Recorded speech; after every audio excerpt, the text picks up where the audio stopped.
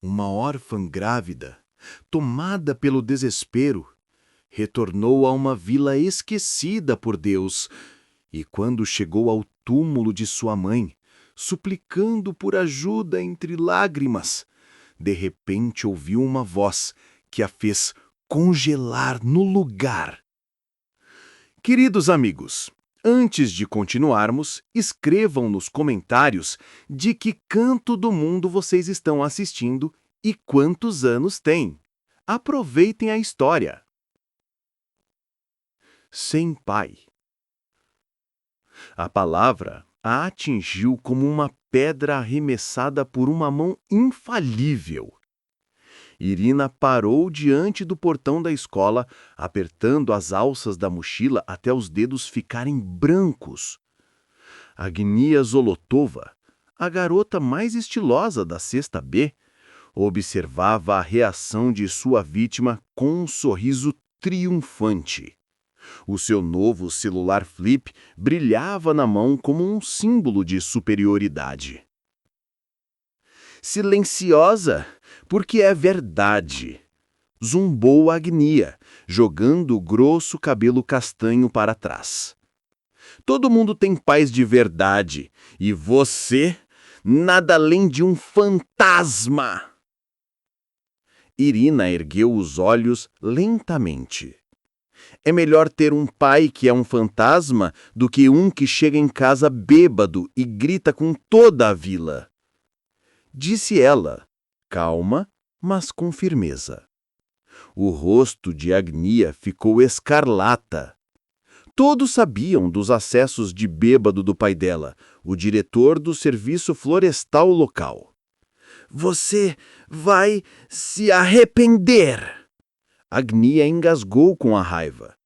Virando-se bruscamente, correu em direção à mãe, que a esperava dentro de um Volkswagen Novina. Irina suspirou e caminhou para casa. O sol de outubro pairava sobre Kamenka como uma mancha pálida e morna. Bulat, o cachorro que cochilava perto do portão da casa da família, saltou e cumprimentou sua dona com latidos alegres. Fica quieto, poderoso guerreiro, murmurou, acariciando a espessa pelagem na nuca dele. O que a vovó vai dizer se você assustar as galinhas de novo? A porta se abriu com um estrondo, revelando a figura robusta de Ustínia Kharitonovna em um avental estampado e colorido. Andando por aí de novo, seu danadinho! Resmungou, embora os olhos traíssem o carinho que sentia pelo guardião peludo. E você, libélula, por que essa cara longa? O que aconteceu na escola? Nada de especial.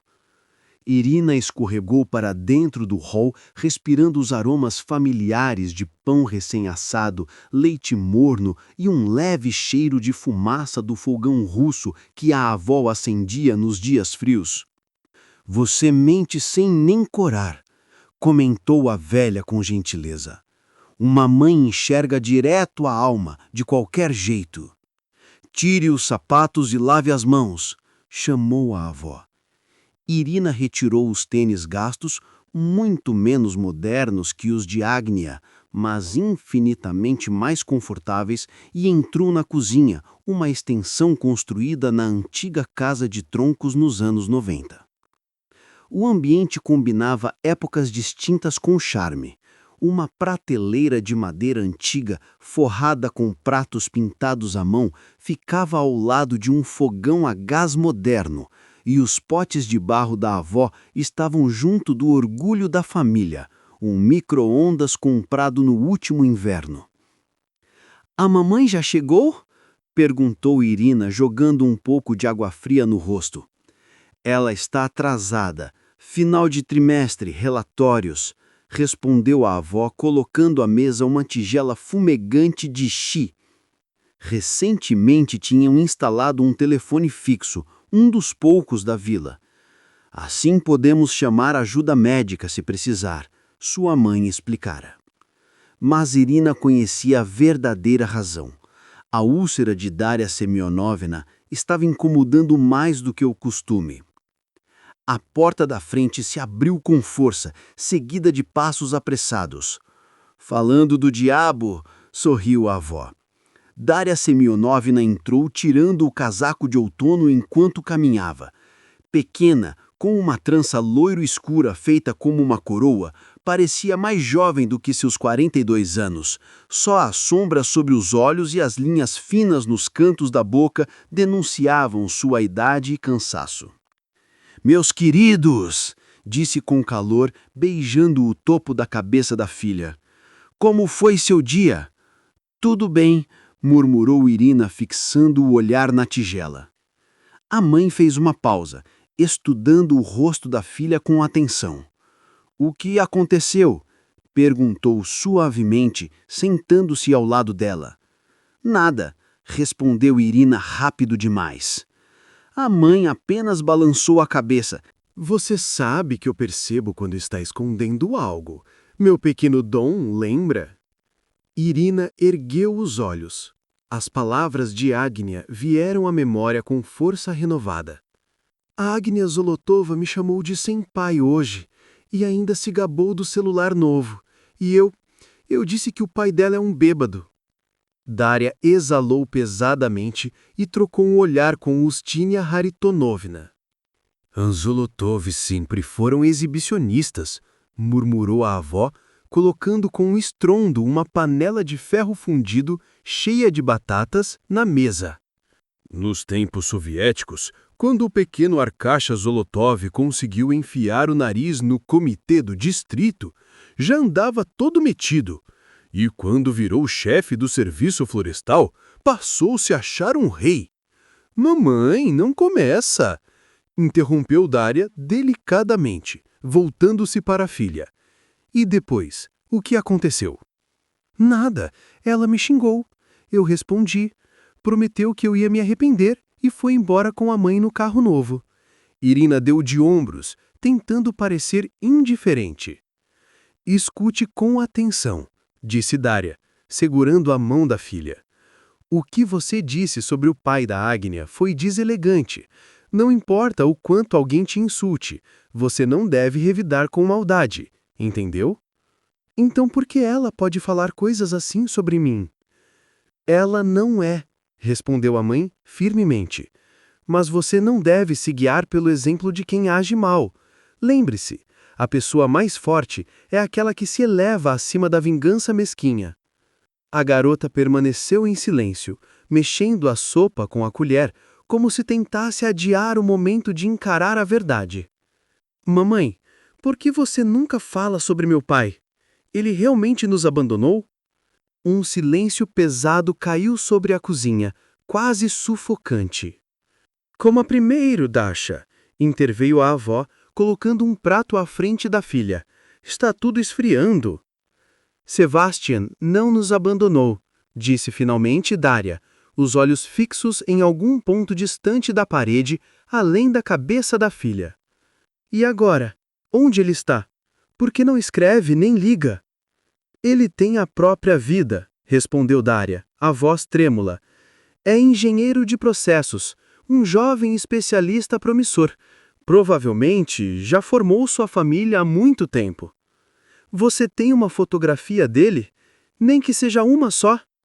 Daria lançou um olhar impotente à mãe. "Não precisamos ressuscitar o passado", cortou Ustínia Haritonovna, firmemente. "Melhor experimentar minhas tortas de repolho, feitas com a receita da sua bisavó, que Deus o a tenha." As tortas eram de fato maravilhosas, macias, leves, com uma crosta dourada e crocante. Irina sabia que sua avó sempre se refugiava na cozinha quando queria afastar a família de um assunto doloroso. Após o jantar, acomodaram-se na sala como de costume.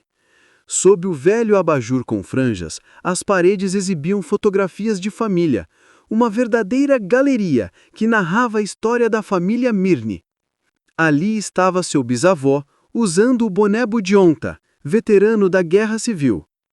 O avô, um jovem oficial com medalhas reluzindo no peito.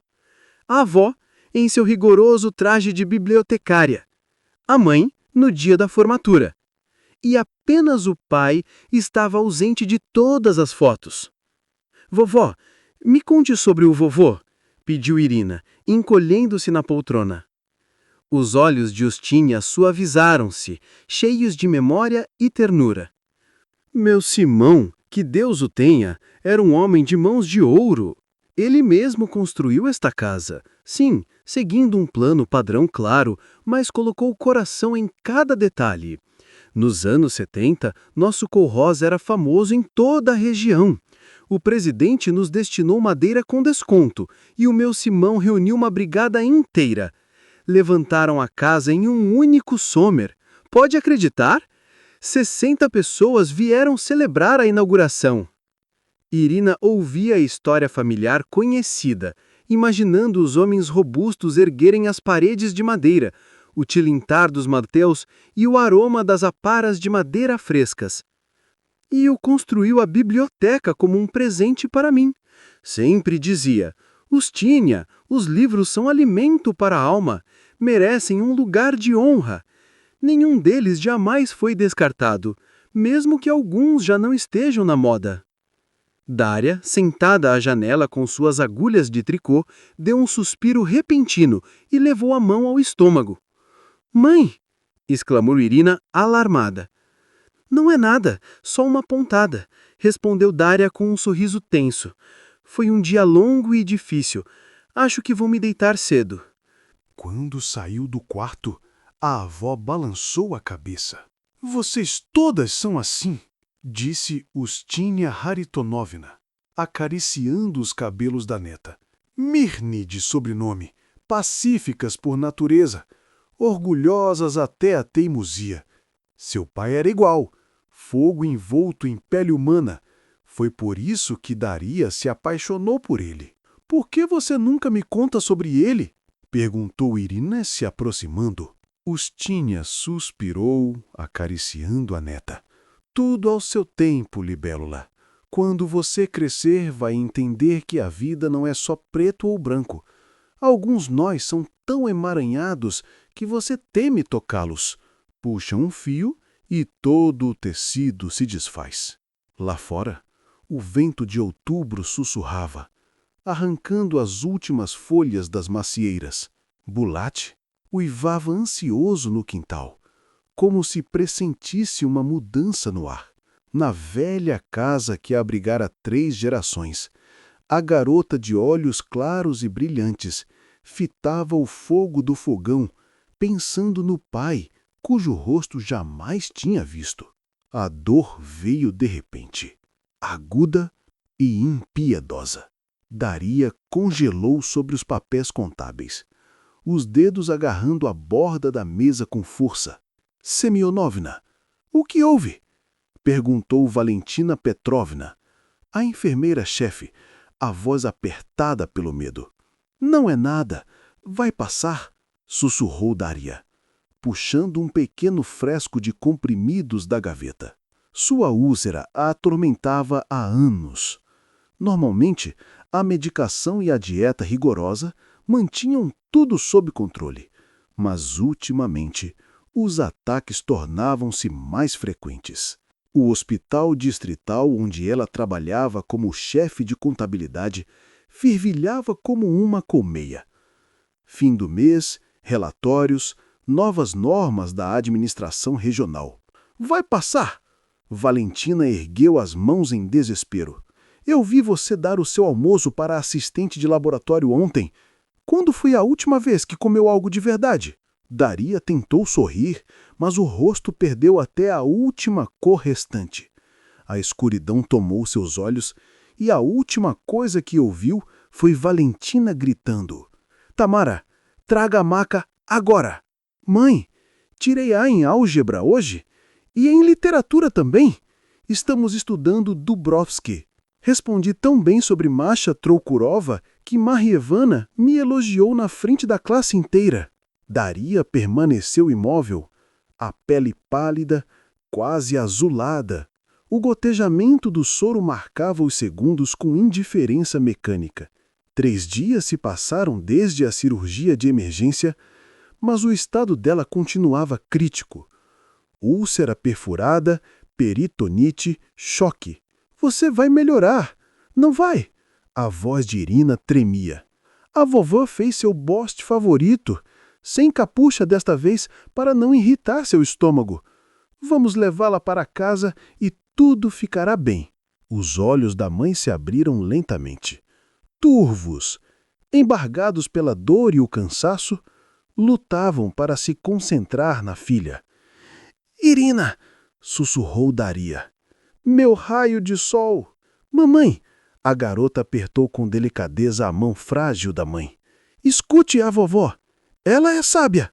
E lembre-se, eu te amo muito, muito. De repente, o monitor disparou um alarme agudo e urgente. A porta do quarto se abriu com força. Uma enfermeira entrou correndo e empurrou a Irina para o corredor, sem cerimônias. Sente-se aqui e não atrapalhe, ordenou, antes de desaparecer de volta no quarto. Irina encostou as costas na parede. O corredor, com a tinta descascando desde a era soviética, lâmpadas fracas e o cheiro persistente de cloro, parecia se estender até o infinito. Ao redor, pessoas de jaleco se moviam em câmera lenta. Alguém gritava, exigindo a equipe de reanimação. Num banco à frente, a avó permanecia sentada, movendo mecanicamente seus terços, memória da mãe, curandeira da vila. Seus lábios se moviam silenciosos. Vovó, o que está acontecendo? Perguntou Irina, sentindo medo roendo por dentro. Ustinha Haritonovna apenas apertou o terço com mais força. Reze, criança. Agora só a oração pode ajudar. A chuva caía em uma parede contínua, como se o céu chorasse junto com aqueles reunidos no cemitério da vila. Irina permaneceu de pé, alheia ao frio, ignorando como as roupas encharcadas grudavam em seu corpo. Silhuetas borradas passavam diante dos seus olhos. Vizinhos, colegas, mães de colegas de classe, aceite nossas condolências, murmuravam as pessoas, apertando sua mão. Irina acenava, sem compreender o peso das palavras. Como aceitar que sua mãe se fora? Como se reconciliar com o pensamento de que jamais ouviria sua voz novamente, jamais sentiria o calor de suas mãos? Sua avó permanecia próxima, pequena e ereta como uma corda esticada. Não chorava, não havia mais lágrimas. Os anjos cuidarão dela agora, disse a neta, quando a multidão se dispersou e o túmulo foi coberto de flores e coroas. E nós devemos ser fortes por ela. Em casa, uma mesa memorial a aguardava. Os vizinhos haviam trazido o que podiam. Os tempos haviam mudado, mas as tradições permaneciam. Berta Mikhailovna Rijova, ex-secretária do comitê do distrito e agora a aposentada mais ativa da vila, tomou o comando da cozinha, arrumando os pratos e garantindo que tudo estivesse em ordem. Coloquem a cutia no canto vermelho, instruiu, e acendam uma vela. Naquela noite, depois que todos haviam ido embora e a casa mergulhara em um silêncio opressivo, Irina subiu na cama da mãe. O travesseiro ainda carregava o perfume dela. Simples, barato, mas tão familiar. Pressou contra o peito uma fotografia em uma moldura de madeira simples. A única imagem da mãe jovem e feliz. Cabelo solto, rosto iluminado por um sorriso claro e radiante. Mamãe, sussurrou na escuridão. Para onde eu vou agora sem você? Eles retornaram uma semana após o funeral. Uma mulher de terno cinza severo e um jovem carregando uma pasta de documentos se apresentaram como representantes do Departamento de Tutela e Guarda. Precisamos avaliar as condições de moradia da menor, Irina Sevastianovna Mirna, declarou a mulher percorrendo a sala de estar com um olhar penetrante. À luz do falecimento da mãe e da ausência do pai, a criança se encontra em uma situação potencialmente vulnerável. Como assim, vulnerável? retrucou Ustina Kharitonovna, endurecendo o olhar. Eu sou a avó dela, disse firmemente. Vivo aqui minha vida inteira criando crianças, primeiro as minhas e agora minha neta. De acordo com a nova legislação, respondeu o homem consultando os papéis, uma pessoa de idade avançada não pode ser designada guardiã de um menor sem decisão especial das autoridades competentes. Completei 76 anos em agosto, disse Ustina Kharitonovna, indignada. Mas continuo forte e com plena saúde. A localização rural, a ausência de aquecimento central e de fornecimento de água, a distância de instituições educacionais, continuou a mulher, anotando no caderno. E qual é a sua renda, cidadã Ievskina? 4.800 rublos por mês, respondeu a avó, começando a perceber a direção do questionamento. E pretende sustentar uma adolescente com esse valor? Questionou o inspetor, cético. Alimentação, roupas, material escolar? Temos uma casa, cultivamos a horta, temos galinhas e uma cabra. Vamos conseguir. De acordo com o artigo 146 do Código da Família e a resolução do governo de 2005, disse o homem com tom oficial, a situação financeira de um futuro guardião deve ser suficiente para oferecer ao menor um padrão mínimo de vida. Então, o que exatamente vocês estão propondo? Interrompeu Ustina Kharitonovna impaciente. No melhor interesse da criança, recomendamos a colocação temporária em uma instituição estatal, até que a questão da guarda ou de uma família substituta seja resolvida. Irina surgiu na porta da cozinha. Tinha ouvido toda a conversa, e os seus olhos se arregalaram de terror. Eu não vou a lugar nenhum! Gritou, correndo para os braços da avó. Esta é a sua casa, repetiu a inspetora. A voz firme, mas com um leve tremor de incerteza. Mas a nota de dúvida já se insinuava em suas palavras. Segundo o procedimento, bem, eu não estou nem aí para o seu procedimento. Explodiu uma voz grave da porta. Berta Mikhailovna Rijova estava ali, imponente como uma valquíria, apesar de seus 67 anos. Atrás dela, alguns vizinhos se aproximavam como uma pequena muralha de apoio. O que vocês pensam que estão fazendo? Exigiu ela, avançando sobre os oficiais atônitos. Planejam arrancar crianças de suas famílias com essas novas leis? Avançou mais, os olhos faiscando de indignação. Agora vou explicar algumas coisas sobre os seus chamados regulamentos. Trabalhei no comitê distrital por 30 anos. Sei cada lei de cor. O jovem, nervoso, folheava os papéis. Segundo a cláusula 4, artigo 10 da lei federal, cortou Berta Mikhailovna com firmeza. Segundo o artigo 54 do Código da Família, uma criança tem o direito de viver e ser criada dentro de uma família. E nós, moradores da vila de Kamenka, assumimos a responsabilidade de supervisionar publicamente a criação de Irina Mirnova. Eu mesma visitarei esta família diariamente e providenciarei todo o apoio necessário. Os oficiais trocaram olhares inquietos. Isto não está previsto pelo procedimento, disse a mulher, hesitante. Está previsto pela consciência, rebateu Berta Mikhailovna, com voz firme. Agora, vocês deixarão a casa desta família enlutada. E saibam de uma coisa, amanhã escreverei ao governador. Minha sobrinha trabalha em seu gabinete. Quando a porta se fechou atrás da saída dos inspetores, Ustina Kharitonovna caiu, exausta, em uma cadeira. Obrigado, Berta, sussurrou, a voz embargada. Mas eles não vão ceder. Vamos ver, a vida mostrará, respondeu Berta Mikhailovna, envolvendo a pequena Irina num abraço caloroso. O importante é permanecermos juntas. Naquela noite, Irina não conseguiu dormir. Ficou acordada ouvindo os murmúrios por trás da parede. Sua avó e Berta Mikhailovna discutiam apaixonadamente. De vez em quando, fragmentos de frases chegavam aos seus ouvidos. Orfanato no centro do distrito. Nova lei. Conexões na região. A menina apertava a fotografia da mãe contra o peito. Apenas uma semana atrás, o mundo parecia estável e compreensível. Agora, o chão parecia se mover sob os seus pés como em um terremoto, e nenhuma mão amiga aparecia. É só temporário, minha pequena libélula, sussurrou a avó, segurando Irina com força nos braços. Eu vou consertar tudo, você só precisa aguentar firme.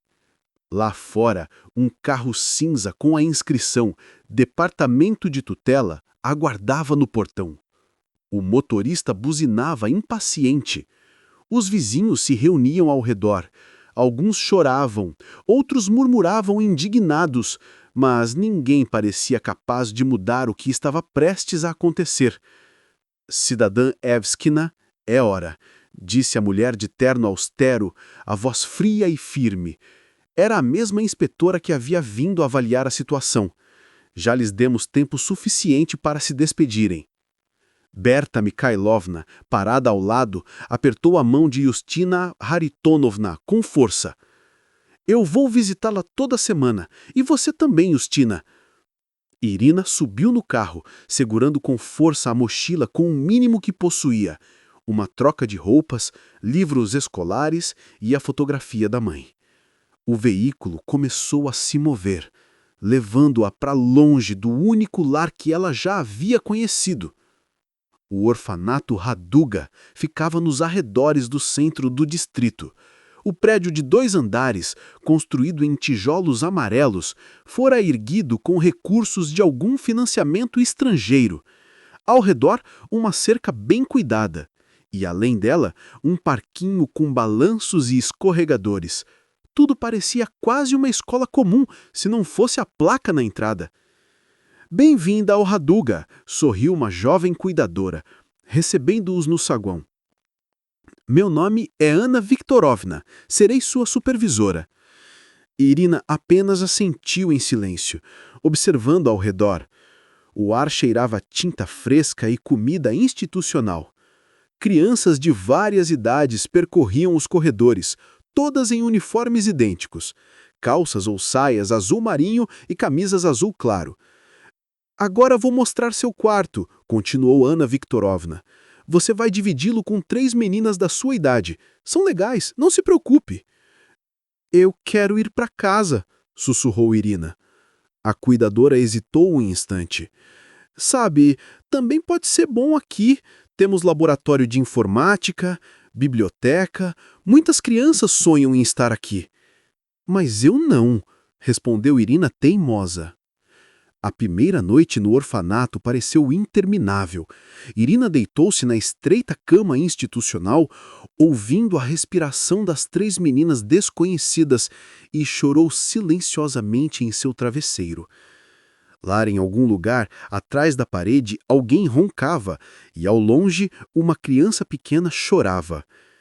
Ei, novata! Veio um sussurro do leito ao lado. Não chore! Todo mundo chora na primeira noite. Irina se calou, enxugando as lágrimas na manga do pijama. Meu nome é Estécia, continuou o sussurro. Estefânia, se formos formais. E você? Qual é seu nome? Irina, respondeu baixinho. Lindo! Um nome de livro, talvez. Seus pais te deram esse nome por alguém especial? Não sei. Nunca vi meu pai. E minha mãe está morta. Houve um silêncio pesado entre elas.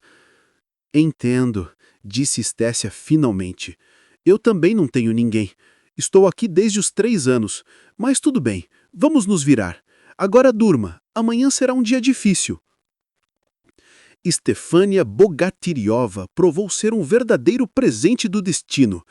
Alta e imponente, com 13 anos, cabelo curto e olhos em cinza penetrantes. Ela tomou Irina sob sua proteção desde o primeiro dia. Olha, explicou Estécia, guiando-a pelos corredores do orfanato. Aqui é o refeitório. Café às 8, almoço à 1, jantar às 6. Não se atrase. Klavdia Semenovna gosta de ordem. Klavdia Semenovna Veselova, diretora do Raduga, era uma mulher de presença imponente e olhar eternamente cansado. Seu rosto acinzentado raramente mostrava emoção, e sua voz, quando dava instruções, lembrava o rangido de uma porta precisando de óleo. Ela não é má, sussurrou Stasha ao passarem pela sala da diretora. Só tá esgotada. 20 anos nesse sistema não é brincadeira. A rotina no orfanato era rígida. Despertar, exercícios matinais, aulas na escola próxima, clubes, estudos individuais, apagar das luzes. Tempo livre quase não existia, o que, de certa forma, agradava a Irina. Assim, ela tinha menos momentos para se afogar na saudade de casa. Mas havia noites em que a tristeza chegava como uma onda gelada, tão forte que parecia querer arrancar um grito de dentro dela. Nestas horas, Irina tirava a fotografia da mãe e sussurrava para ela seus medos e pequenas alegrias, como se guardasse tudo em um diário secreto. A vovó vem amanhã, ela murmurou para a foto, numa noite fria de dezembro. A Berta Mikhailovna vai trazê-la no carro. Prometeram tortas e o seu cachecol preferido. Aquele azul, com desenho. Eu vou cuidar bem dele, mamãe. Vovó. Quando Ustínια Kharitonóvna apareceu na porta da sala de visitas, Irina correu para os seus braços. A idosa estava visivelmente mais magra. O lenço preto na cabeça só deixava seu rosto ainda mais pálido, mas os olhos permaneciam firmes, claros, cheios de afeto. Minha libélula, sussurrou a avó, apertando a neta contra o peito. Como você está aqui? Estão cuidando bem de você? Está tudo bem, respondeu Irina depressa. Estou estudando direitinho, até ganhei um certificado de mérito. E você? Como estão as coisas em casa? E o Bulate? Os vizinhos estão cuidando do Bulate, suspirou Ustínια Kharitonóvna. Eu quase não vou para casa. Tá muito frio para eu aquecer tudo sozinha. Por enquanto, estou ficando com a Berta. Elas conversaram durante toda a hora permitida. A avó contou novidades da aldeia, perguntou sobre os estudos e alimentou a menina com tortas de repolho, do jeito que ela mais gostava. Vovó, quando a senhora vai me levar para casa? Perguntou Irina, quando o tempo delas estava para terminar. A expressão da avó mudou. Ela desviou o olhar, respirando fundo. Vai ficar tudo bem, minha querida. A Berta está resolvendo as coisas. Ela escreveu para um deputado. Disse que estão revisando a lei na região. Mas, quando a avó se virou para ir embora, Irina sentiu um aperto tão profundo, tão repentino, que ficou sem ar. Uma sensação desesperada de que talvez fosse a última vez que a veria. Vovó! Irina chamou, a voz embargando. Eu te amo!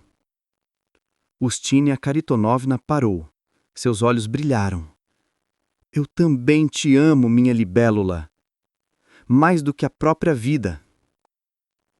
E então veio o inverno, o mais severo em anos.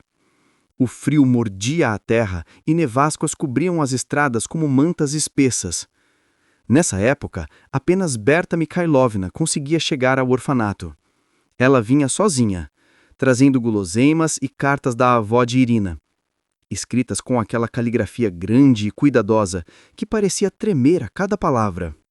A Ustínια está um pouco doente, ela explicou, desviando o olhar de Irina. Mas com certeza ela virá na primavera. Mas no fim de janeiro, quando uma nevasca já durava 2 dias sem trégua, Irina foi chamada à sala da diretora. Lá dentro, encontrou Berta Mikhailovna, estranhamente silenciosa, abatida, sem a força habitual. Sente-se, menina, disse Klavdia Semenovna, indicando a cadeira diante da mesa. Temos notícias ruins. Naquela noite, Irina não chorou. As lágrimas simplesmente não vinham. Ela ficou deitada, olhando fixamente para o teto, sentindo algo dentro dela se romper. O último fio que ainda a ligava à vida que tinha antes. Pneumonia, sussurrou Stasha sentada ao seu lado, afagando seus cabelos. Com os idosos isso acontece rápido, mas ela não sofreu. Isso é o que importa. Talvez eu nem consiga ir ao enterro, murmurou Irina com a voz vazia, oca. A tempestade vai passar. A Berta vai cuidar de tudo, respondeu Stéssia com convicção. Ela é uma lutadora, sua vizinha, e amava muito sua avó. O tempo no orfanato corria de um jeito estranho. Às vezes lento como um arrastar de corrente, às vezes acelerado como um susto. A primavera deu lugar ao verão, o verão ao outono. Um ano letivo se dissolveu no outro. Irina cresceu, estudou, fez amizades e inimizades, comemorou pequenas vitórias e chorou suas perdas em silêncio. O laboratório de informática, com seus velhos computadores Pentium, tornou-se seu refúgio. Ali, naquele pequeno universo de telas foscas e teclas gastas, ela se sentia livre. Mesmo com uma internet lenta, um mundo inteiro se abria diante dela. Você precisava ter visto minha cara quando entrei num chat pela primeira vez, riu Stéssia, observando Irina mexer nos programas. Eu achei que estava conversando com fantasmas. Stéssia estava no último ano do curso técnico e planejava tentar uma vaga na universidade para estudar economia. Sonhava em ter seu próprio negócio, em viver bem, em provar que até crianças de orfanato podiam chegar longe. Só espera para ver, ela dizia, folheando uma revista brilhante. Em 5 anos vou ter minha própria empresa. Em 10, uma rede de lojas e vou garantir um emprego para você se quiser. Irina sorriu, mas no fundo queria outra coisa. Um lar, uma família, um lugar onde pudesse criar raízes. Ela tinha facilidade com os estudos, especialmente com as ciências exatas. Stéssia brincava dizendo que Irina seria uma excelente programadora ou contadora, igualzinha à sua mãe. 2 vezes ao ano, as crianças eram levadas para um antigo acampamento de pioneiros à beira do rio. Ali, longe das paredes cinzentas da instituição, Irina quase conseguia sentir algo parecido com felicidade. Principalmente à noite, quando ela e Stéssia se sentavam na margem observando o céu estrelado. Sabe, disse Stéssia certa vez, pensativa, às vezes eu acho que nós somos como as estrelas. Parece que estamos sozinhas, mas na verdade estamos ligadas por fios invisíveis. Uma constelação do destino. Irina compreendia. Depois de perder a família, ela havia aprendido a valorizar aquelas novas conexões, frágeis, mas reais. Em maio de 2011, quando as lilazes em flor perfumavam o ar com sua doçura, Stéssia passou no exame final do curso técnico. A liberdade e uma vida independente finalmente a aguardavam. Vou te escrever toda semana, ela prometeu, enquanto colocava seus poucos pertences em uma bolsa já bem gasta. E venho te visitar assim que der. Eu vou esperar, respondeu Irina em voz baixa, tentando esconder a dor crescente diante da despedida. Elas ficaram paradas junto aos portões do Raduga, prolongando o adeus. Pela primeira vez em todos aqueles anos, Stéssia parecia insegura. Ei, pequenininha, disse ela por fim, abraçando Irina com força. Lembre-se, aconteça o que acontecer, você dá conta. Você é mais forte do que imagina. Irina assentiu, engolindo as lágrimas. Aos 16 anos, já havia enfrentado tantas perdas que uma a mais ou a menos quase não parecia fazer diferença. Mas enquanto o ônibus levava Stéssia embora, Irina ficou ali, imóvel, parada diante do portão. E então percebeu. Estava totalmente sozinha. Órfã por completo. Uma menina sem raízes, vivendo em uma instituição do Estado ironicamente chamada Raduga. 2 anos a separavam da maioridade. 2 anos até a liberdade. E em algum lugar além do horizonte a aguardava uma vida adulta desconhecida, para a qual ela, como tantos órfãos, não havia sido preparada. Eu dar conta, sussurrou para si mesma, repetindo as palavras de Stéssia.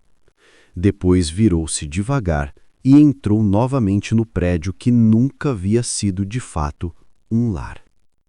Evskina Irina Sevastianovna, anunciou Klavdia Semyonovna, com uma solenidade rígida, entregando-lhe uma pasta fina de documentos. Parabéns por alcançar a maioridade e por concluir seus estudos em nossa instituição. O auditório do orfanato Raduga estava decorado com guirlandas de papel e balões. Simples, mas festivo. Atrás da diretora, um letreiro dizia: Boa jornada. Obrigada, disse ela, pegando a pasta e tentando esconder a pontada de decepção. Dentro dela estavam seus registros escolares, a certidão de nascimento, o prontuário médico, o certificado dos benefícios destinados a formandos de orfanatos e as chaves de um quarto no alojamento da fábrica de costura local, onde começaria a trabalhar. Costureira de 4ª categoria, uma profissão respeitável, declarou Klavdia Semyonovna com a formalidade mecânica de quem já repetiu aquelas palavras centenas de vezes. Trabalho estável. Com mãos habilidosas, você nunca passará fome. Irina apenas assentiu, engolindo o nó que se formava na garganta. Por 6 anos, ela sonhava com a universidade, com a Faculdade de Ciência da Computação. Nas competições de matemática e informática da escola, ela sempre ficava entre as melhores. Mas para crianças de orfanato, outro caminho estava traçado. Um caminho curto, direto, sem espaço para voos altos. Sim, obrigada por tudo, repetiu ela, caminhando em direção à saída, onde o ônibus oficial aguardava para levar os formandos aos alojamentos e apartamentos designados. A noite quente de junho abraçava a cidade, iluminada pelas vitrines e pelos postes de luz. Irina sentou-se no banco duro do ônibus, segurando firme a mochila onde carregava tudo o que possuía no mundo, e ficou olhando pela janela, para a imensidão desconhecida da vida adulta que se aproximava. O motorista anunciou a chegada com um breve olhar pelo retrovisor. Chegamos! O ônibus parou diante de um prédio cinzento de 5 andares, na periferia da cidade, o alojamento da fábrica de costura Zarya. Lá dentro, a fábrica, empoeirada, barulhenta, tomada por fileiras de máquinas industriais, recebeu Irina com o zumbido indiferente das engrenagens. Mulheres de várias idades, curvadas sobre as mesas de trabalho, lançaram-lhe olhares rápidos antes de voltar às suas peças inacabadas. "Vai falar com a chefe de setor!" chamou uma operária mais velha, com os olhos cansados. "Ela te explica tudo!" Aquele dia pareceu não ter fim. O som monótono das máquinas, o estalo seco das agulhas perfurando o tecido, o calor sufocante, o cheiro misturado de pano, óleo e suor. Em 8 horas, Irina costurou 10 bolsos idênticos para calças de uniforme, seu primeiro lote de teste. "A norma é 40 por dia", explicou a encarregada. "Mas você está aprendendo. Por hoje isso basta." À noite, ao voltar para o pequeno quarto do alojamento que dividia com 2 mulheres de meia idade, Irina se deixou cair sobre o catre estreito. No corredor, pessoas discutiam aos gritos. Do quarto ao lado, risadas bêbadas ecoavam pela madrugada. Uma semana passou. Depois outra. Depois 1 mês. Ela conseguia cumprir as metas, mas a cada dia seu espírito protestava contra aquela existência cinzenta e sem alegria. Foi então que, como um fio de luz em meio à desesperação, chegou uma carta de Estécia. "Pequena, embora você já não seja tão pequena, é uma jovem adulta agora. Encontrei um emprego para você. Lembra da Margot, do grupo mais velho? O irmão dela é gerente de RH na empresa de TI Digital Age. Eles precisam de uma recepcionista. O salário é o dobro do que você ganha na fábrica. Te explico tudo quando nos encontrarmos. Beijos, da sua Estécia. 2 dias depois, elas se viram em um café simples no centro da cidade. Estécia, agora Estefânia, estava deslumbrante em um terno elegante. Batia as unhas longas e bem cuidadas na mesa com impaciência confiante. O corte curto de antes havia sido substituído por um bob sofisticado e todo o seu porte irradiava a transformação. A antiga órfã agora parecia uma verdadeira mulher de negócios. Aqui, disse ela, entregando um cartão profissional. A entrevista é amanhã, às 10 horas. Já conversei com o Marcos, o chefe de RH. Ele está te esperando. Mas eu não sei nada sobre trabalhar como secretária, só tenho experiência de fábrica.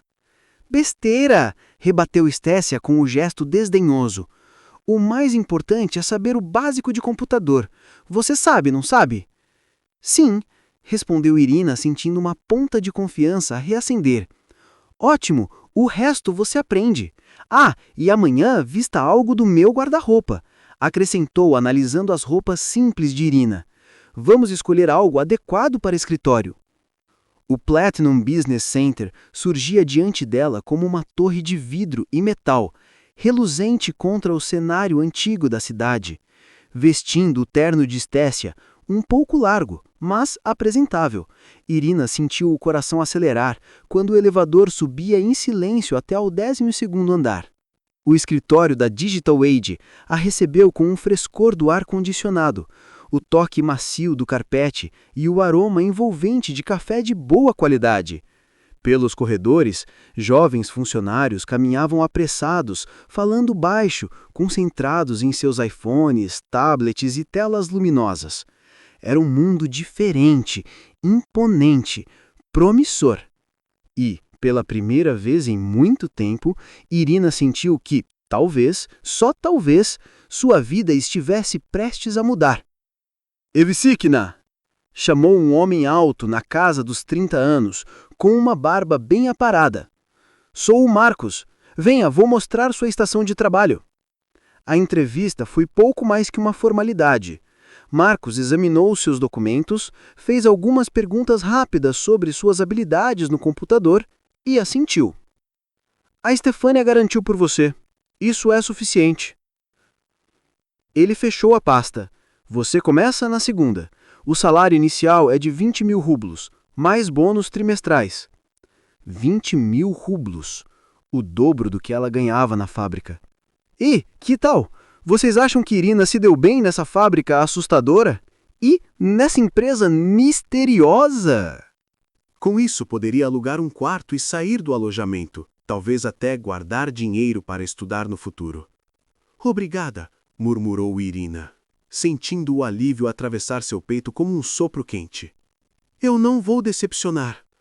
O novo trabalho na Digital Age revelou-se muito mais envolvente e estimulante do que a vida na fábrica. Sentada na recepção, Irina cumprimentava visitantes, atendia telefonemas, organizava correspondências. Seus colegas, em sua maioria jovens recém-saídos da universidade, eram gentis, bem-humorados e sempre dispostos a ajudar. Em um mês, ela conseguiu alugar um pequeno quarto em um apartamento dividido com uma professora idosa. Foi o início de sua vida independente, difícil, mas cheia de esperança. Um dia, enquanto revisava alguns relatórios, Marcos comentou: Você está fazendo um trabalho excelente. Talvez seja hora de eu confiar a você algo mais substancial do que simples tarefas de secretaria, não acha? E assim, Irina se tornou assistente do departamento de vendas. Seu salário saltou para 30.000 rublos. A cada dia, ela mergulhava mais fundo no mundo da tecnologia, absorvendo tudo com uma fome silenciosa de quem sabia que estava construindo um futuro. Foi então que Dobromir Vladislavovich Konev entrou em sua vida. Ele surgiu no escritório como um vendaval, alto, elegante, cabelos escuros levemente bagunçados e olhos castanhos que pareciam enxergar além do óbvio. Como vice-chefe do departamento de desenvolvimento, era considerado o queridinho da empresa, filho de um funcionário influente. A nova? Perguntou, parando diante da mesa dela. 3 meses, respondeu Irina, com profissionalismo, embora seu coração tenha acelerado de repente. Passe no meu departamento hoje à noite. Tenho um trabalho que talvez te interesse. Ele sorriu, um sorriso rápido mas marcante, e desapareceu por trás da porta de vidro. Irina não perdeu tempo. Ligou imediatamente para Stecha. Dobromir Konev? Sério? Cuidado, pequenina. A voz de Stecha soava meio divertida, meio preocupada. Ele é lindo, mas instável. Troca de namorada como quem troca de luvas. Não estou falando de romance, rebateu Irina. Ele só me ofereceu trabalho. Aham, tá bom. Stecha riu. Depois você me conta direitinho que trabalho é esse. A tarefa, na verdade, era ajudar na organização de uma apresentação para um novo software.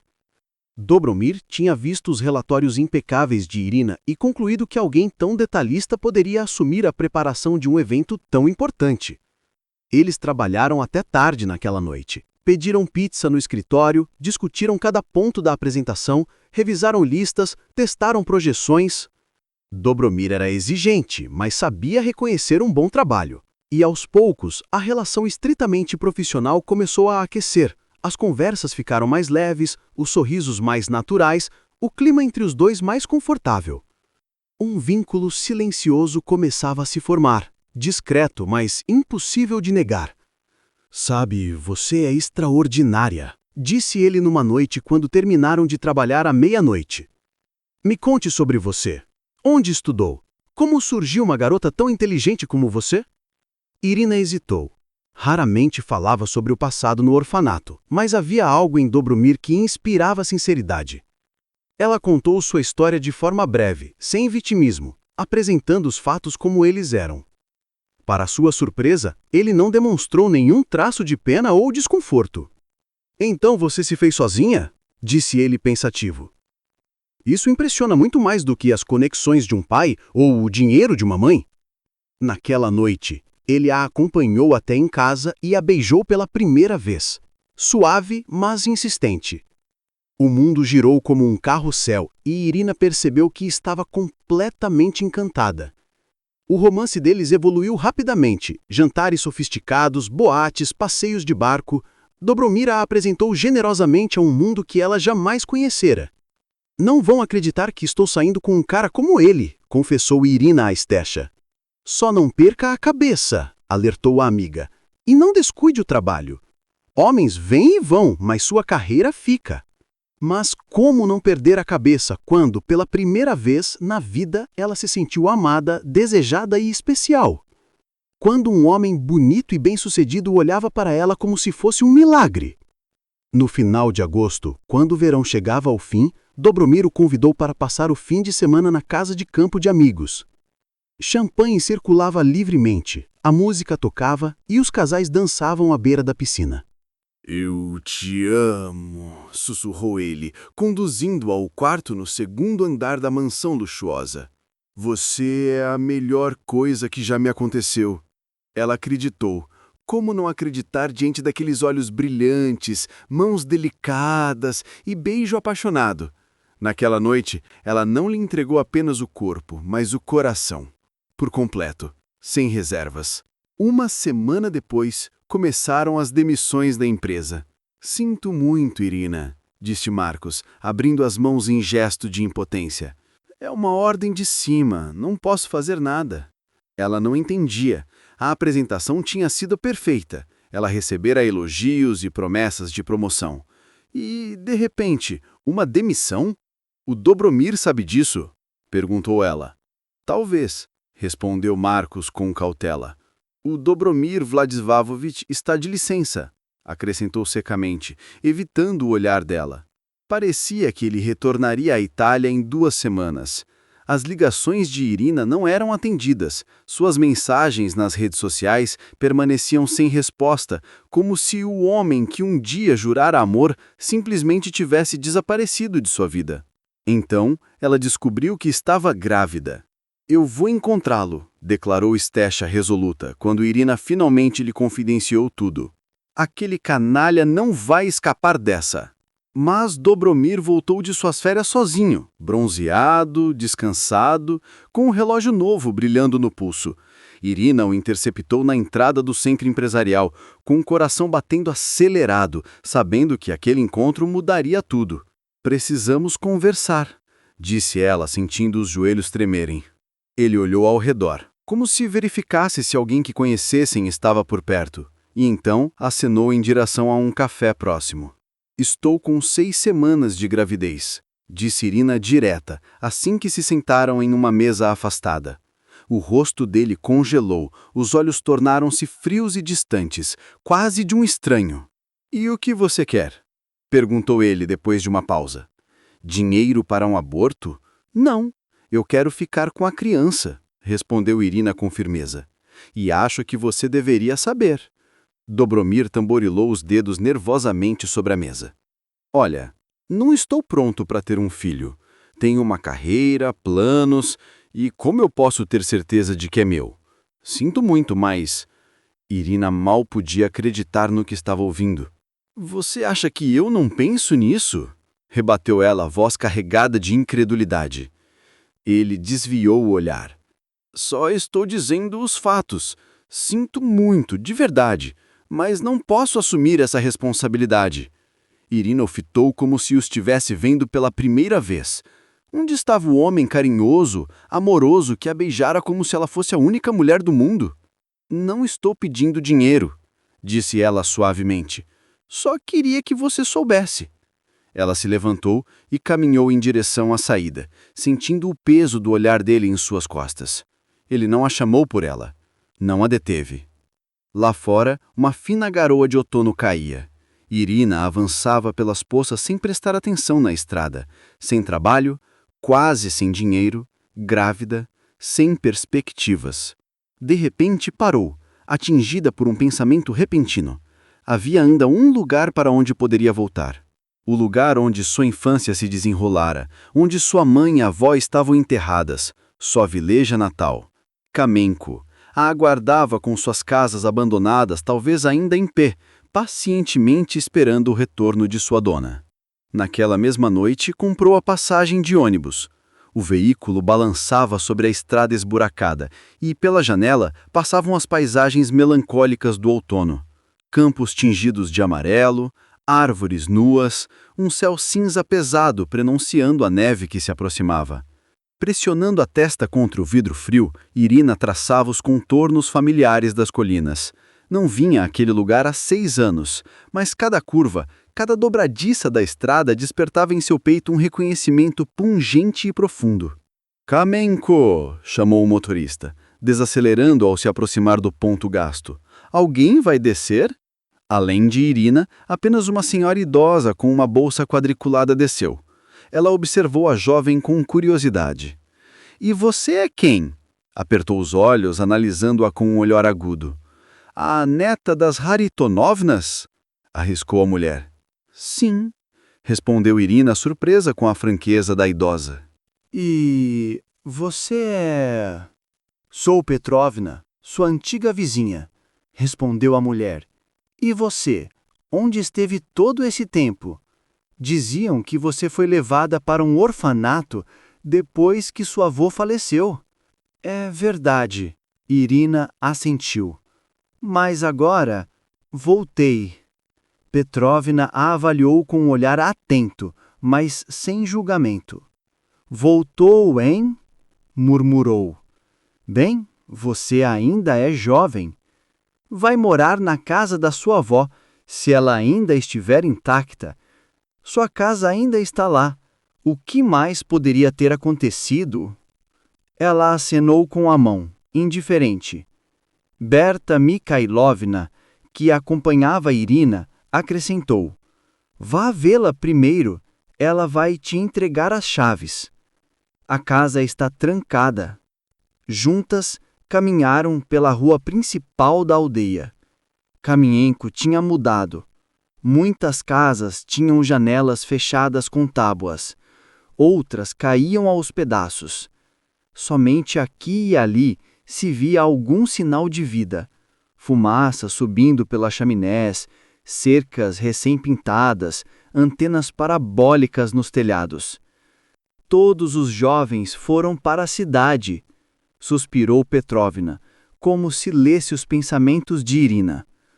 Os mais velhos vão embora, as casas ficam vazias, e ainda assim a terra, tão fértil, tão generosa, mas quem precisa dela hoje em dia? A casa de Berta Mikhailovna se destacava entre as vizinhas, sólida, bem cuidada, com um telhado de metal novo e janelas de plástico. Bata mais forte, encorajou Petrovna. Berta pode parecer rígida, mas tem um coração bondoso. Cuide-se, acrescentou, apressando-se em seus próprios afazeres. Berta Mikhailovna abriu a porta e ficou congelada na soleira, incapaz de acreditar no que via. Irinka! Meu Deus! Poderia realmente ser você? A mulher idosa abraçou a jovem com um calor súbito e, em seguida, recuou para estudá-la com atenção. Ela tinha perdido peso, mas os olhos, os mesmos olhos maternais, permaneciam inalterados.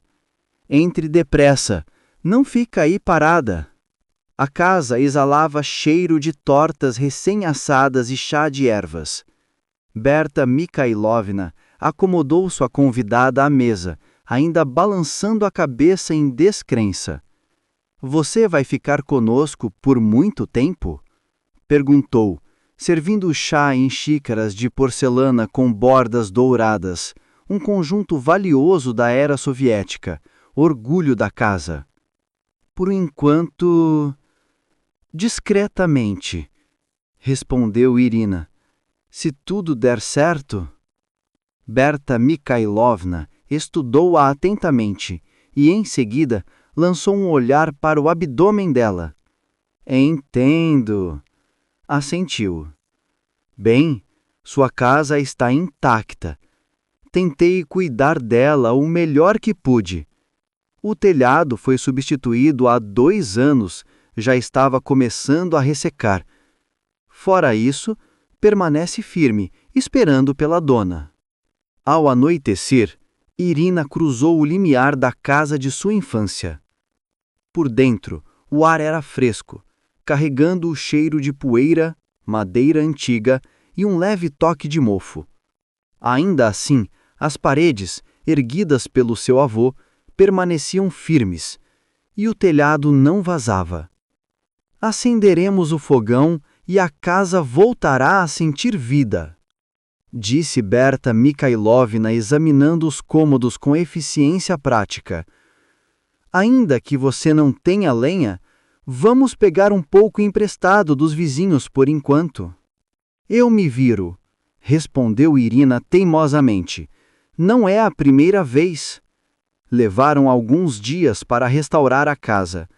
Berta Mikhailovna ajudou o quanto pôde, trazendo suprimentos, emprestando roupas de cama e apresentando Irina ao vizinho Stepanich, que entregava lenha e ajudava a manter o fogão aceso. À noite, quando estava sozinha, Irina examinava cuidadosamente os pertences deixados por sua mãe e avó. Fotografias antigas, livros, cartas, um mosaico de uma vida passada que apertava o seu coração. Um dia, enquanto remexia no baú da avó, Irina descobriu um envelope endereçado a ela. Quando você crescer. Dentro havia uma carta, escrita com uma caligrafia familiar, angular e inconfundível. Minha pequena libélula, se você está lendo isto, significa que eu já parti, e você cresceu. Quero te contar a verdade que sua mãe e eu escondemos de você. O seu pai, Sebastian Olegovich Zlatogorov, não te abandonou. Ele amava Daria profundamente e pretendia se casar com ela quando soube da gravidez. Mas o seu pai, Vladislav Zlatogorov, um homem poderoso de Moscou, se opôs a isso. Acreditou que uma garota do interior não era digna do seu filho. Organizou para que Sebastian fosse transferido urgentemente para Moscou e depois enviado ao exterior para estudar. Sebastião escreveu cartas, mas o seu avô as interceptou. Dária era orgulhosa e não foi atrás dele. Decidiu que ele escolhera o pai e a carreira em vez dela. E então, quando você nasceu, ela se afastou completamente, não permitindo que ninguém chegasse perto. Não te contei isso antes, porque prometi a Dária. Mas agora você precisa saber. Você tem um pai, e talvez ele ainda se lembre de você. Que Deus seja seu juízo se decidir procurá-lo. Mas saiba disto: toda pessoa tem direito ao perdão, se seu arrependimento for sincero. Que Deus te proteja, assim como sua avó, Ustina. Irina leu a carta repetidas vezes, incapaz de acreditar. Durante toda a infância, pensara em seu pai como um traidor que abandonara a família. E agora, pela primeira vez, ela permanecia acordada à noite, pensando na carta, nas palavras da avó, em um homem que nunca conhecera, mas cujo sangue corria em suas veias. No final de novembro, a primeira neve caiu, cobrindo a terra com um manto branco e macio. Em um sábado, quando o sol surgiu brevemente entre as nuvens, Irina decidiu visitar os túmulos de sua mãe e de sua avó. O cemitério rural ficava no topo de uma pequena colina, oferecendo uma vista de toda Kamienko. Berta Mikhailovna lhe dera instruções precisas sobre onde encontrar os túmulos da família. Assim que entrar, à esquerda, há uma grande tilha. Abaixo dela está a Ustínia primeiro, e ao lado dela, sua mãe, explicou. Eu vigio os túmulos, não se preocupe. O portão do cemitério rangeu ao se abrir, permitindo a entrada de Irina. A neve fresca rangia sob seus pés, e a luz do sol dançava sobre cercas de metal e cruzes. O cemitério estava envolto naquela quietude única que só existe entre túmulos, solene, mas estranhamente serena. Irina logo avistou a tilha e se dirigiu a ela. Mas à medida que se aproximava, congelou. Junto ao túmulo de sua mãe, marcado com um retrato, estava um homem, alto, ombros largos, vestido com um casaco caro. Ele não notara sua aproximação, perdido em seus próprios pensamentos. Dária, murmurou ele quase inaudível. Perdoem-me. Se eu soubesse, se ao menos pudesse voltar no tempo. Um suspiro escapou involuntariamente dos lábios de Irina e o homem se virou abruptamente. Seus olhos se encontraram por um instante e Irina estremeceu. Naqueles olhos profundos, quase negros, viu seu reflexo. Desculpe-me, murmurou ela, recuando. Não, não, o homem apressou-se em tranquilizar. Eu estava apenas saindo. Você é parente? Minha filha, respondeu Irina, simplesmente, acenando para o retrato da mãe. O homem empalideceu, como se estivesse diante de um fantasma. Seu olhar fixou-se no rosto dela, demorando em cada detalhe. Irina, murmurou ele suavemente, a incredulidade marcando cada sílaba. Não pode ser. Sebastião Olegovitch? Perguntou ela no mesmo tom contido, sentindo o coração acelerar descompassado. Ele apenas assentiu, incapaz de pronunciar qualquer palavra. Encontrei a carta da avó. Ela escreveu sobre você, sobre as circunstâncias. Sebastião deu um passo cauteloso à frente, depois parou, como se temesse quebrar aquele momento tão frágil. Venho aqui todos os anos, disse ele com a voz ráspera. No aniversário dela. Só soube da morte dela 3 anos depois, por acaso, através de conhecidos em comum. Vim e então eu te vi. Você teve alguma escolha naquela época, no orfanato? Perguntou Irina sem ter certeza do que realmente queria saber. Escolha? Sim, sempre há escolha, respondeu ele gravemente. Escolhi errado e vivi com isso todos esses anos. Eles permaneceram frente a frente, pai e filha, separados por anos e circunstâncias, mas unidos pelo fio invisível do sangue. Eu gostaria de... Começou Sebastião. Então vacilou. Se você permitir, se me deixar, quero te conhecer, recomeçar. Irina olhou para os túmulos, da mãe e da avó, como se buscasse o conselho silencioso delas. A neve brilhava à luz do sol e, no ar frio e cortante, cada som parecia carregado de uma clareza quase dolorosa. Estou morando na nossa antiga casa, disse finalmente. Se quiser, pode vir esta noite. Incrível! Berta Mikhailovna balançou a cabeça quando Irina contou o encontro. Depois de tantos anos? Impressionante! Você o conhecia? Claro que sim, resmungou a senhora idosa. A vila inteira conhecia a história deles. Um jovem engenheiro de Moscou, bonito e inteligente, enviado para inspecionar a fábrica local. E nossa Dária, modesta, mas com espírito. No momento em que se viram, estavam perdidos. Amor à primeira vista, como nos romances. Ela fez uma pausa, revivendo os acontecimentos em sua memória. E então, o pai dele, Vladislav Zlatogrov, diretor de um instituto em Moscou, um homem poderoso e rígido, com supostas conexões no mais alto nível, apareceu.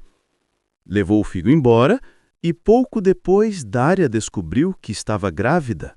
Orgulhosa como era, não correu atrás dele, ao menos que talvez tenha devido correr. Irina lembrou-se do russo do pai, os olhos cheios de dor e arrependimento. Você acha que ele realmente quer reparar o passado? Quem pode dizer, criança? Suspirou Berta Mikhailovna. O coração humano é um lugar sombrio, mas vale a pena dar uma chance. Por você mesma, não por ele. Naquela noite, enquanto as luzes começavam a brilhar nas janelas da velha casa, alguém bateu à porta. No umbral estava Sebastião, carregando sacolas de mantimentos e alguns pacotes. "Posso entrar?" perguntou hesitante. "Achei que talvez você precisasse dessas coisas." "Entre", respondeu Irina, abrindo espaço para que ele passasse. Sebastião parou na soleira, olhando ao redor com cuidado. "Nada mudou por aqui", murmurou ele. "É como se o tempo tivesse parado." Conversaram até altas horas. Sebastião contou sobre sua vida, os anos em Moscou, o trabalho como engenheiro em uma grande construtora e como seu pai praticamente o obrigou a partir. Ele estava convencido de que fazia o melhor, disse Sebastião, sorrindo de forma contida, com uma ponta de amargura no tom. Era para me proteger de alianças erradas, salvaguardar meu futuro, mas, na verdade, ele destruiu 3 vidas. Irina falou sobre sua infância, os anos no orfanato e o trabalho na empresa de TI, pausando quando chegou à gravidez e a traição de Dobromir. O pai do meu filho se recusou a assumir a responsabilidade, sussurrou, baixando os olhos. Sebastião suspirou profundamente. Que ironia! Murmurou. O silêncio tomou conta da sala, apenas o fogo no fogão estalando suavemente. Eu vou ajudá-la, disse Sebastião finalmente. De qualquer forma que eu puder, se você me permitir. Irina ergueu o olhar, encontrando os dele. Por que você me deve algo? Perguntou cautelosa. Eu devo, respondeu ele com firmeza. Todos esses anos eu deveria estar ao seu lado, e agora quero ao menos fazer o que ainda posso para reparar o que foi possível. O nascimento aconteceu em uma manhã chuvosa. Sebastián, que vinha visitando Kamienka regularmente nos últimos meses, correu ao ouvir a notícia e levou Irina a um moderno centro perinatal na cidade regional. Vai dar tudo certo, tranquilizou-o com confiança enquanto avançavam pela estrada levemente coberta de neve em seu SUV. No corredor da maternidade, Sebastián caminhava de um lado para o outro, o coração acelerado. Quando uma enfermeira saiu para o informar que ele agora era avô, as lágrimas finalmente se escaparam de seus olhos. Como estão? Perguntou, referindo-se à filha e ao bebê. Estão bem, sorriu a enfermeira. Pode parabenizar a mãe. Irina repousava na cama, pálida, mas radiante de felicidade. Ao seu lado, em um bercinho transparente, dormia um pequeno pacotinho de vida. Parabéns, sussurrou Sebastián, aproximando-se com cautela, como se tivesse medo de perturbar aquela alegria frágil. Ela é linda. Vou chamá-la de Daria. Como a mãe dela, disse Irina suavemente. Sebastián assentiu, a voz ainda trêmula. Tenho uma notícia, disse ele finalmente. Meu pai, seu avô, ele quer conhecê-la, assim como a sua bisneta. Irina ergueu as sobrancelhas, surpresa. O próprio homem que se opôs ao casamento da sua mãe? Sim, respondeu Sebastián, assentindo. Ele mudou. Desde que sua mãe faleceu, vive sozinho e se tornou recluso. E quando ele soube de você, que tinha uma bisneta? Ah, nesse caso, ficou muito ansioso para conhecê-la. Irina olhou pensativa para a filha adormecida. Sabe, a vovó Ustina escreveu que todos merecem perdão se realmente se arrependerem. Acho que ela estava certa. Vladislav Zlotogorov, um homem alto, de cabelos grisalhos e postura aristocrática, permaneceu junto à janela do quarto hesitante antes de se aproximar. Seus olhos, fixos na bisneta, refletiam admiração e ternura. Ela se parece tanto com você quando era criança. Os mesmos olhos, o mesmo queixo. Vladislav então se tornou a Irina. Não vou pedir perdão, disse com firmeza. O que fiz foi inexcusável, mas quero que saiba que não houve um único dia em que eu não tenha me arrependido da minha decisão. Irina olhou em silêncio para o homem cujas escolhas moldaram toda a sua vida. Arrogante, autoritário, acostumado a decidir pelos outros, assim ele aparecia em suas histórias.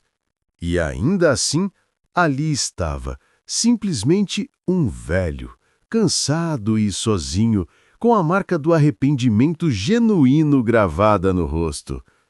Sabe, disse ela finalmente, minha mãe sempre dizia que a coisa mais importante na vida é a família. Não importa o que aconteça, não importa como a vida se desenrole, os que amamos devem permanecer juntos. Ela fez uma pausa, olhando para a filha recém-nascida. Quero que Dariushka tenha uma família de verdade, com todas as suas complexidades, suas histórias, seu passado, seja como for. A pequena Daria, como se reconhecesse seu nome, se mexeu e abriu os olhos escuros, da mesma tonalidade do avô e do bisavô. Olha! Sorriu Irina, ela já entende. Vladislav hesitou, mas estendeu a mão suavemente e tocou o dedinho da menina. O bebê agarrou seu dedo com firmeza e um sorriso tímido surgiu no rosto do velho. A vida continua, sussurrou Sebastián. E apesar de tudo, o verão nos subúrbios de Moscou banhava a casa de campo dos Zlotogrov com um verde vibrante. A espaçosa mansão de pedra clara e vidro, rodeada por um jardim impecavelmente cuidado, tornou-se um novo lar para Irina. Temporário, talvez, mas finalmente familiar. "Olha, Dariushka, este é o seu jardim", sussurrou carregando a filha de 3 meses até o terraço. "Quando você crescer, vai correr e brincar aqui." A bebê semicerrava os olhos ao sol e sorria, exibindo um sorriso sem dentes que fez o coração de Irina se apertar de ternura. Essa vida era nada parecida com o que ela havia imaginado ao retornar à casa abandonada em Kamenka. Ainda assim, o destino traçara um caminho diferente. "Vocês vão tomar café da manhã?" Apareceu Sebastião no terraço, alto e forma, com algumas mechas de grisalho nas têmporas que apenas acrescentavam charme. "Maria Fedorovna está fazendo panquecas." Maria Fedorovna, a governanta da residência Zlotogrov, acolhera a jovem mãe e sua bebê desde o primeiro dia. Atenciosa, porém discreta, sabia exatamente quando oferecer ajuda e quando respeitar a privacidade delas. "Eu adoraria um pouco", respondeu Irina sorrindo. "Vou apenas trocar a Dariushka primeiro." A vida na propriedade do campo seguia um ritmo calmo e medido. Após a alta do hospital, Irina pretendia voltar a Kamenka, mas Sebastião insistiu que ficassem na mansão pelos primeiros meses. "Pelo menos até a primavera, até o frio passar", ele sugeriu.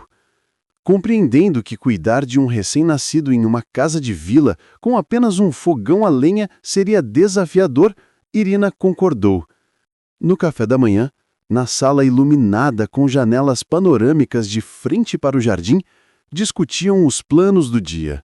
Sebastião partiria para Moscou a negócios, mas prometeu voltar antes do jantar. "Meu pai pediu que eu avisasse que ele se atrasará hoje", disse Sebastião, tomando um gole de café. "Algumas negociações importantes." Irina assentiu, compreendendo. Seu relacionamento com Vladislav Zlotogrov permanecia complexo. Por um lado, sentia seu genuíno desejo de criar um vínculo. Por outro, tanta amargura e dor ainda pairavam no ar. "Sabe", disse Sebastião de repente, olhando para a filha e a neta, "sonhei a vida inteira com uma cena assim. Uma família reunida, tomando café, falando sobre planos e possibilidades." Uma sombra de melancolia passou por seus olhos, um lamento silencioso pelos anos perdidos e sonhos não realizados. "Nós ainda temos tudo pela frente", respondeu Irina suavemente, percebendo o peso de suas emoções.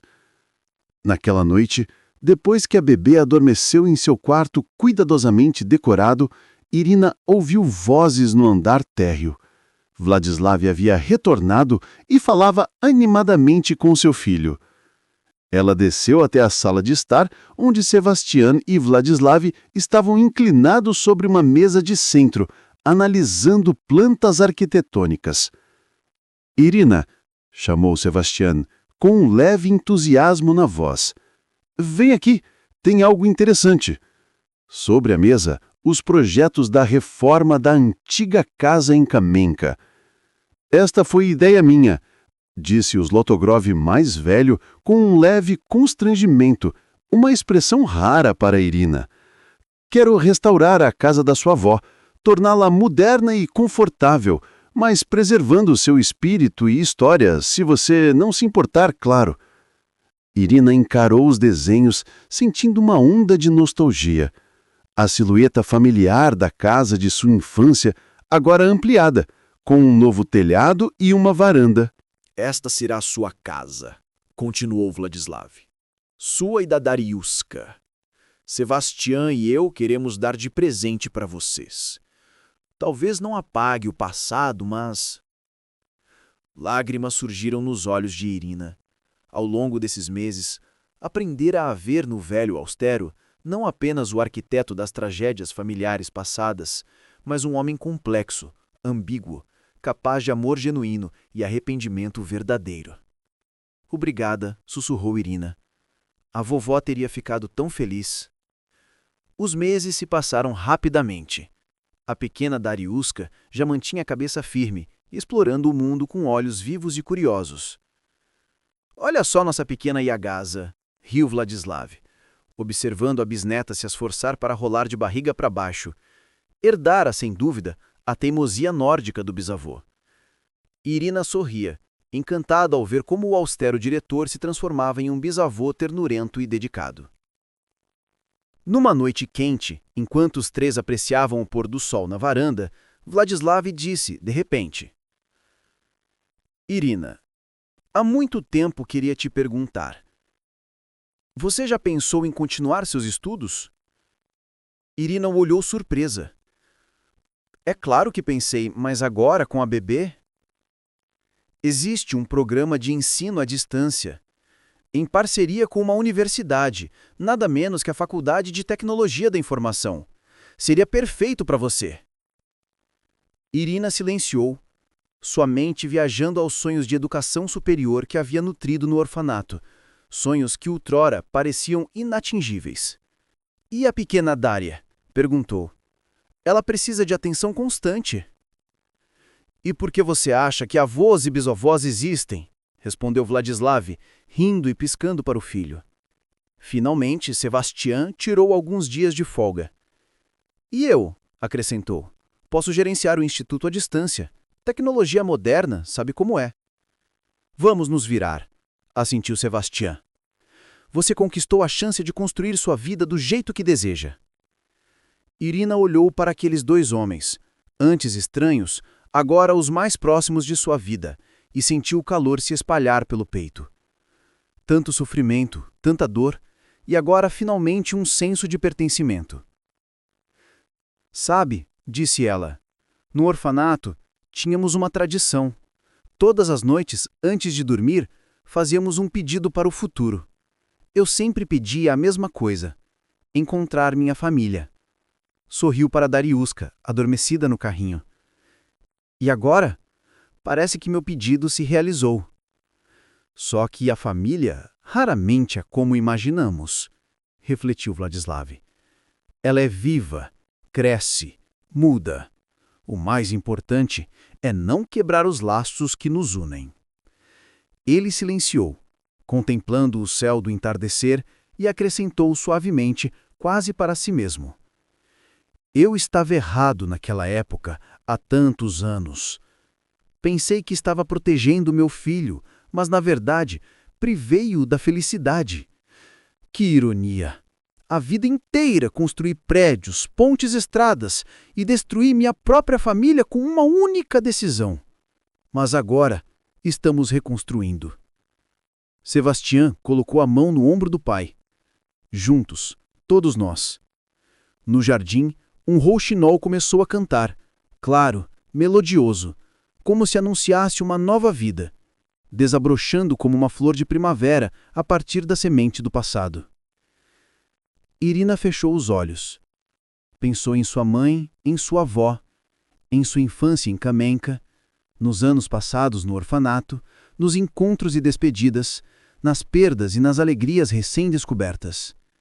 Uma longa jornada a trouxera até aqui, até este momento, até estas pessoas. Isso é o que significa retornar às suas próprias raízes, refletiu, não no sentido de um lugar, mas no sentido de resgatar seus alicerces, compreender quem realmente é e de onde vem. E como se respondesse aos seus pensamentos, a pequena Dariuska abriu os olhos, escuros como os do bisavó, inquisitivos como os do avô, e luminosos como o da avó que nunca conhecera, mas cuja memória vivia no seu próprio nome. A vida seguia seu curso. Um novo capítulo apenas começava.